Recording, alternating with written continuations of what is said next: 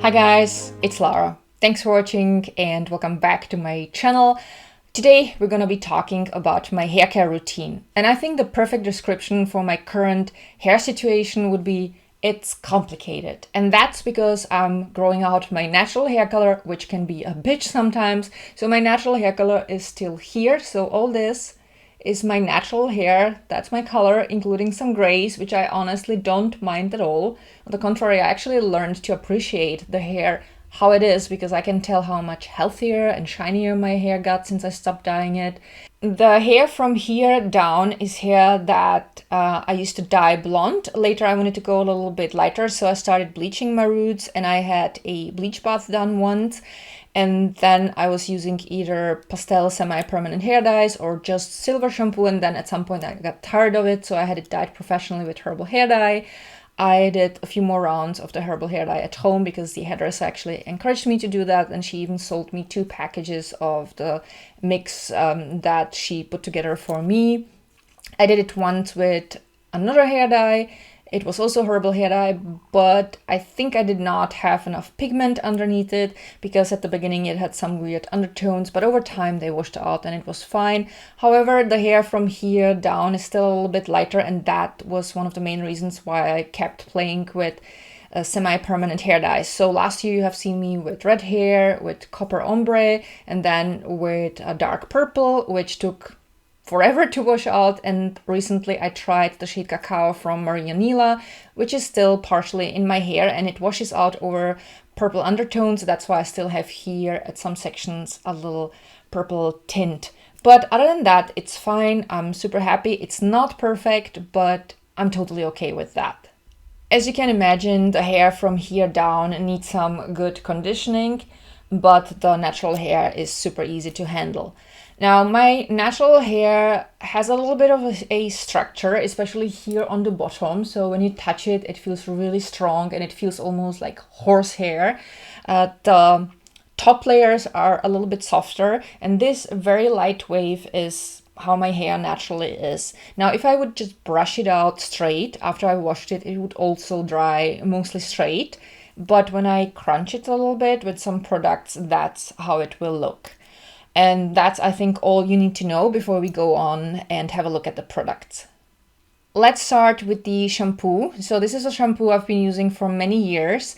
It's called Scenic. It's from Lush and it smells so fresh and a little bit citrusy.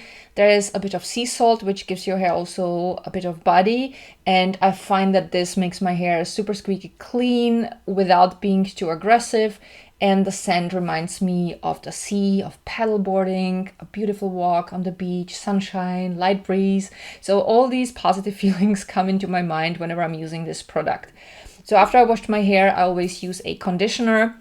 Now, usually I've been using just some inexpensive drugstore conditioners, as long as they were cruelty-free and vegan and silicone-free. So these were always my favorites. I still have 2 of them, so I will use them up. So I have here this intense mask from the brand Balea with almond oil. It smells like vanilla. It's really lovely. And the second one is a conditioner from the same brand with macadamia oil.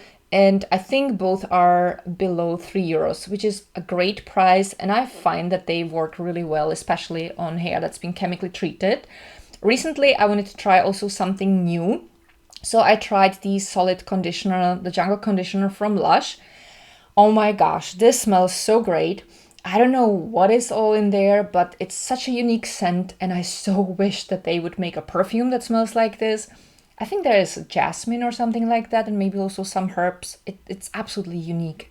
So anyway, when my hair is still damp, I apply it like so on my hair very carefully, and I always work it in well.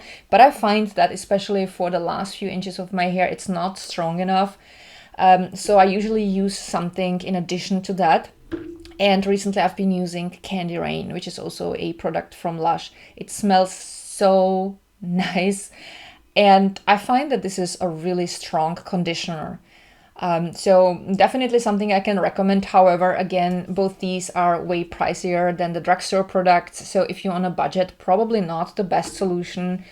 I think if I would still dye my hair and also the hair higher up would be a little bit dry, I would not use these products because I always felt like I needed a bit more of the product. Now, since I stopped dyeing my hair is getting healthier and healthier, and I can tell that I use way less of all the products that I need. So that's why I don't feel guilty. But if I would be still dyeing my hair, I would still be using just the drugstore products because it's just so much more economical. I have been always a huge fan of leave-in products. They were always a great help when I was still regularly dyeing my hair, and they are still a great help now, even though I'm growing out my natural hair color, because the bottoms are damaged and they definitely need some conditioning. So I have here this hair lotion from the brand Balea. It smells like mango, which is not necessarily my favorite scent, but this one is actually really nice. And it's for damaged and dry hair. So I usually use quite a few pumps and rub it between my palms, and then I go over my hair from here down like so, work it in. Then I would always brush my hair and let it dry. And I feel like it doesn't weigh my hair too much down, and it feels super light. The scent is not too strong, so if you would use a perfume and you previously used this, it would not be a problem. So it's definitely one of my favorite products for my hair. And then I like using conditioning spray. So I have here two of my favorites. So the first one is by the brand Be Good, which is a cruelty-free, organic and vegan brand from one of the drugstores here in Austria. That's called Bipa. And this is a now I wanted to say it in German. It's a brushing spray for kids. So the ingredients are, of course, super gentle, and it smells like apples. And the scent reminds me of an apple shampoo I had as a kid. So it's kind of also nostalgic.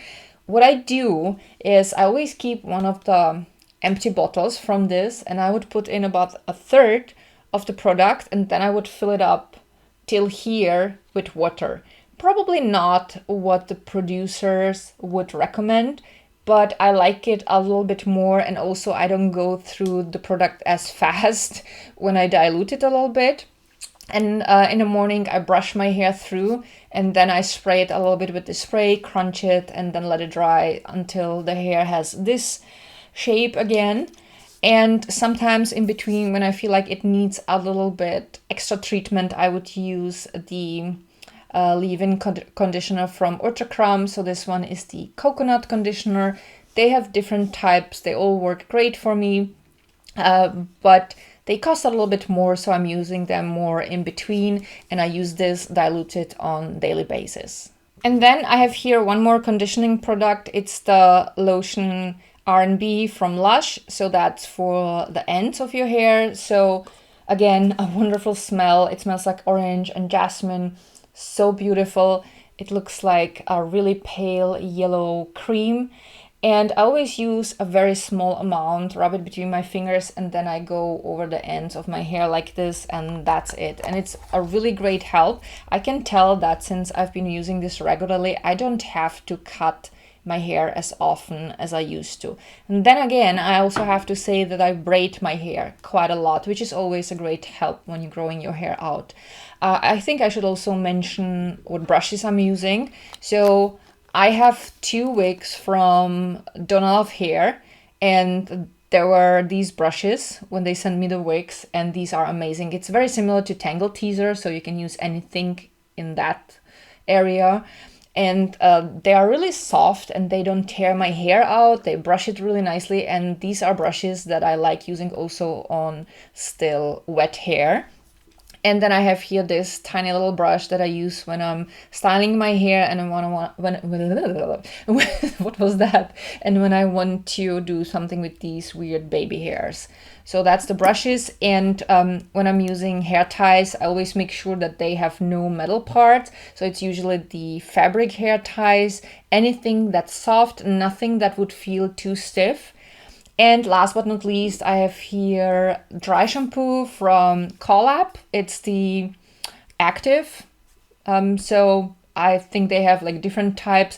They might have even some with some tint for your roots or something like that. I'm not sure. Maybe I'm mixing it up with Batiste. But anyway, I've been always using Batiste. Then I've heard that Collab is such a great dry shampoo, and I have to say it is even a little bit better than Batiste, and I already loved Batiste. And that's something I use occasionally when I don't have the time to wash my hair, or when my hair gets just greasy a little bit too early, because I don't like washing my hair too often, but we'll come to that. And then I have here this hairspray. It's the only brand of hairspray that I've been using for probably like 10, 12 years, maybe even longer. It's again the drugstore brand Balea. I like that these hairsprays don't really glue the hair together. They style it, and it will kind of stay in place, but it's so easy to brush out. And no other hairspray would do this for me. And they cost 80 freaking cents. It's not even €1. So these were all the products that I'm using and the tools. The interval between my washes is usually about 5 days. Sometimes I wash my hair sooner, especially when I've been using a lot of hairspray, because I can't stand how it feels. Even though I can brush the hairspray that I have shown you very easily out, it still doesn't feel so fresh and great anymore. So in that case, if I would use quite a lot of the hairspray for various reasons, then I would probably wash my hair sooner.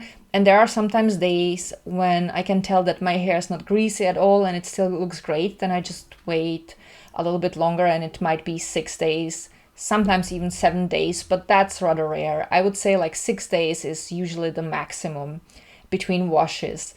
And I always have my hair just air dried. Of course, I can make an exception. So if I would wash my hair and I would have to go somewhere and my hair would be still wet, then I would use a hairdryer. But that's about it. I don't use any heat tools. I do have a hair straightener and a curling iron, but I try not to use them at all. I don't actually even remember when was the last time I used them, because I'm trying to be super gentle to my hair, because I really, really, really want to have long hair. And as we know, heat and chemically treated hair are not best friends. And other than that, I don't think there's much else I should mention. Yeah, one thing. I braid my hair as often as possible, and I'm also wearing my hair usually up, which is always great when you want to grow your hair, because then your hair is not rubbing on your clothes. And when I go to bed, I usually wear 2 braids. First of all, it's nice because then the hair doesn't get in my face when I sleep and when I turn. And second, again, it's an extra protection for the hair. And again, I'm using only really, really soft hair ties, nothing that would break the hair, especially when you're wearing braids and you wear the hair tie on the ends. It needs to be very gentle. And that is really it. If you have any further questions, feel free to write them down below in the comments. I hope that you guys enjoyed today's video. You can let me know what are your favorite hair products. And thank you all so much for watching. I love you guys so much, and see you all tomorrow. Bye!